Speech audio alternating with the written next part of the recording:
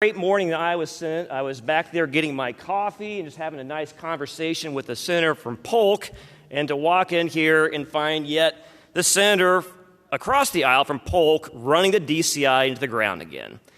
It's very hard to, it's hard to take this not personal here for a minute. This is the third time now, and that was a very wonderful statement written by a defense attorney.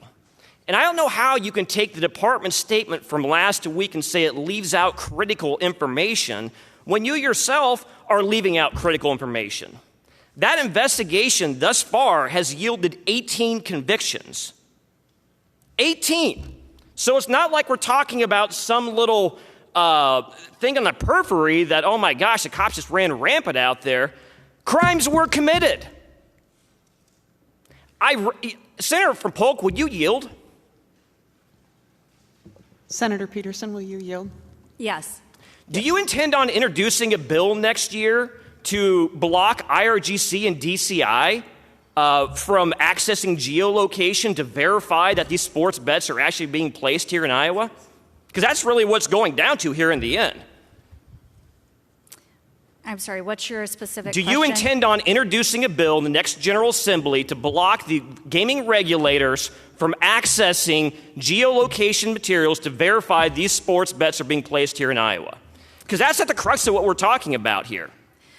Do you believe that DCI should have the ability to conduct warrantless searches on innocent Iowans?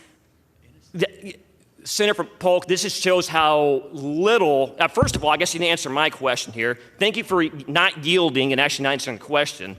So when we talk about warrantless searches, when you sign a consent form, first of all, let's be clear. These athletes used someone else's identity and to set up the fake account on their phone. That's a crime. We're ignoring that entirely. I wish someone would bring that up here, but we would just keep on reading the same defense attorney talking points just to run an agency into ground. For what? I don't know, folks. I have no clue. I would love to have a private conversation and figure out what the vigor is behind this here, but it's getting really annoying now for the third time. The only way to have an online application in the state is to sign a consent to make sure that your geolocation is provided when you're making a bet to make sure that application or that is being used here in Iowa. You have to set up an account. You sign consent. If you don't want to place an online bet, don't download the app to your phone. Simple as that. I don't know how this gets any more complicated around here. 18 convictions thus far. And there'll be some more down the road too. Instead of running a state agency in the ground on a bill I believe that you voted for to legalize online sports betting, that you asked this agency and IRGC to ensure the integrity of gaming,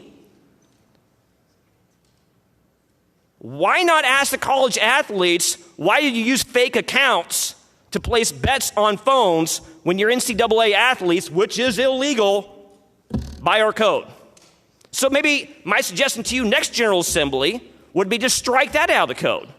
No NCAA enforcement. Because really what you're trying to do, if you're not trying to run an agency in the ground, you're just trying to say, open up sports betting for everyone in Iowa. No more integrity. I look forward to your bill next General Assembly to really get down to this as opposed to personal points and just running an agency in the ground and really just figure out what it is that we're trying to accomplish and figure out if that actually has or enforces the integrity of sports betting here in Iowa. Thank you, Madam President.